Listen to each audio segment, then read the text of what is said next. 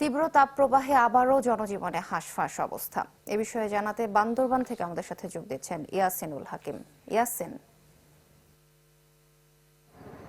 সোহেলি পার্বত্যের জনপদ বান্দরবানে গত কিছুদিন বৈরী আবহাওয়া থাকলেও কিন্তু এখন সেই তীব্র তাপদাহের কারণে মানুষের জীবন যাবতীয় অবস্থায় পরিণত হয়েছে। আমরা দেখেছি মানুষের যেভাবে মানুষের চলাচলটা ছিল সেটা অনেকটা আসলে এখন নাই বলতে চলে। মানুষ নিজের প্রয়োজন ছাড়া কিন্তু আসলে ঘর থেকে তেমন একটা বের হচ্ছে না।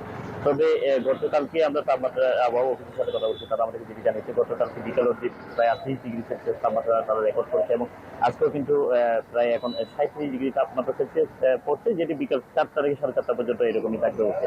দিনে যেমনই তাপমাত্রা বাড়ছে, পাশাপাশি এটির সাথে সাথে রাতেও কিন্তু তাপমাত্রার পরিমাণ একই থাকার কারণে মানুষে আসলে অনেকটা অস্বস্তিকর পরিস্থিতি পড়েছে বলে আমাদেরকে জানিয়েছে। তবে আমরা স্বাস্থ্য বিভাগের সাথে কথা বলেছিলাম, স্বাস্থ্য বিভাগ আমাদেরকে যেটি জানিয়েছে এই গরমের সময় আসলে শিশু পাশাপাশি বয়স্কদেরকে নিরাপদে রাখার পরামর্শ দিচ্ছে, নিজের প্রয়োজন তারা ঘর থেকে বের না হওয়ার পরামর্শ দিচ্ছে, পাশাপাশি গরম ফুল কাপড় পরার তারা পরামর্শ দিচ্ছে।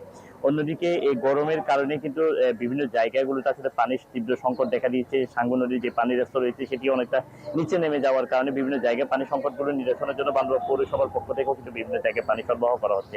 অন্যদিকে গরম নিয়ন্ত্রণ রাখার জন্য বিভিন্ন জায়গাগুলোতে আসলে যে সমস্ত জায়গায় প্রচন্ড গরম পড়ছে সেই সমস্ত জায়গাগুলোতে মানুষকে অ্যাওয়ারনেস বাড়ানোর জন্য তথ্য অফিসের পক্ষ থেকেও কিন্তু প্রচারণা বৃদ্ধি করা হয়েছে, অপ্রয়োজনীয় যাতে কেউ ঘর থেকে বের না হয়।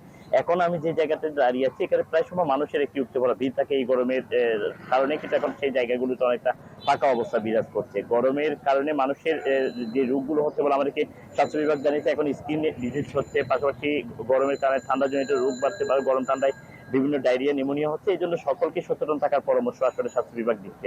তো সব মিলিয়ে গরমের কারণে কিন্তু মানুষের জীবনে একটা অস্বস্তিকর পরিস্থিতি সৃষ্টি হয়েছে। মানুষ ইয়াসিন, প্রয়োজনীয় করতে ধন্যবাদ বের। আপনাকে।